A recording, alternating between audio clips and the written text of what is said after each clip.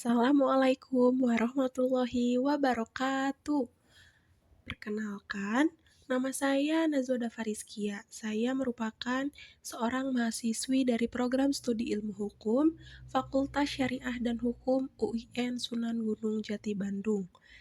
Nah, pada video kali ini, saya akan membahas mengenai tindak pidana khusus dengan berfokus pada tema tindak pidana pornografi. Jadi, pornografi itu merupakan salah satu bentuk kejahatan yang mengalami perkembangan signifikan seiring dengan kemajuan teknologi digital dan juga media sosial. Oleh karena itu, hukum pidana dituntut untuk terus beradaptasi guna memberikan perlindungan, khususnya terhadap nilai kesusilaan dan kelompok rentan seperti anak-anak. Kemudian, salah satu peristiwa penting yang menunjukkan urgensi pengaturan tindak pidana pornografi adalah maraknya penyebaran konten pornografi melalui internet dan juga media sosial, baik dalam bentuk video, gambar, maupun siaran langsung. Nah, contohnya, banyak kasus penyebaran video intim tanpa adanya persetujuan dari korban yang menjadi viral di media sosial. Di mana dalam kasus seperti ini, korban itu tidak hanya mengalami kerugian secara psikologis dan sosial, tetapi juga kehilangan rasa aman dan martabat akan dirinya sendiri. Fenomena tersebut mendorong negara untuk memperkuat regulasi, tidak hanya melalui undang-undang pornografi, tetapi juga melalui instrumen hukum lain seperti Undang-Undang ITE dan Peraturan Perlindungan Anak. Kemudian, secara yuridis, tindak pidana pornografi ini diatur dalam Undang-Undang Nomor 4 Tahun 2008 tentang pornografi, di mana dalam hal ini, undang-undang tersebut mengatur atau menyebutkan bahwa pornografi ini adalah materi yang memuat mengenai eksploitasi seksual atau pelanggaran norma kesusilaan, baik dalam bentuk gambar, video, tulisan, suara, maupun bentuk komunikasi lainnya. Nah, kemudian di sini ada bentuk-bentuk daripada tindak pidana pornografi itu sendiri. Yang pertama itu memproduksi konten pornografi, kemudian menyebarluaskan, mentransmisikan, atau memperjualbelikan pornografi. Yang ketiga, menawarkan atau mempertontonkan konten pornografi di muka umum.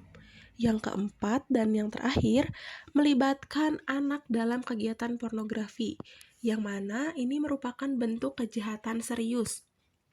Kemudian, mengapa sih tindak pidana pornografi ini dikatakan sebagai tindak pidana khusus? Nah, ini jadi ada beberapa alasan.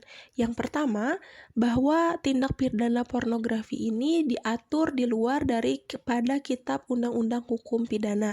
Kemudian yang kedua, yaitu memiliki karakteristik khusus. Yang ketiga, mengandung dimensi moral, sosial, dan teknologi. Dan yang terakhir, memerlukan pendekatan hukum yang komprehensif, di mana dalam hal ini itu ancaman pidananya pun cukup berat, dapat berupa pidana penjara dan ataupun pidana denda.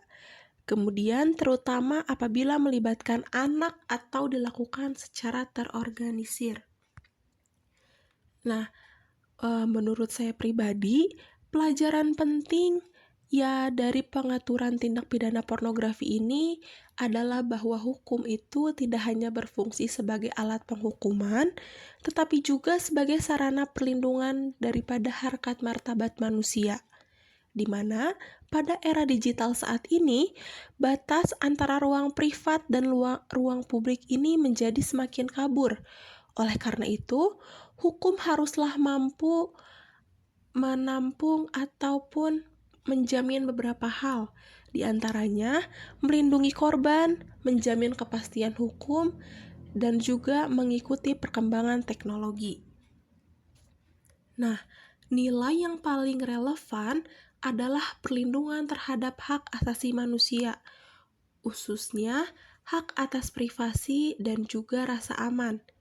Kedepan, penegakan hukum terhadap tindak pidana pornografi harus dilakukan secara tegas adil, dan berorientasi pada korban tanpa mengabaikan prinsip keadilan dan kemanusiaan. Kemudian, sebagai penutup, dapat disimpulkan bahwa tindak pidana pornografi ini merupakan tantangan serius dalam hukum kontemporer, terutama di tengah pesatnya perkembangan teknologi informasi di era digital saat ini. Nah, dengan adanya regulasi yang jelas dan penegakan hukum yang efektif, diharapkan hukum pidana ini mampu membawa tantangan zaman serta memberikan perlindungan yang optimal bagi masyarakat. Kemudian, materi yang dapat saya sampaikan dicukupkan sampai di sini. Mohon maaf apabila ada salah atau kurangnya. Terima kasih atas perhatian Anda telah meluangkan waktu untuk menonton video yang telah saya buat. Semoga video ini dapat bermanfaat. Wassalamualaikum warahmatullahi wabarakatuh.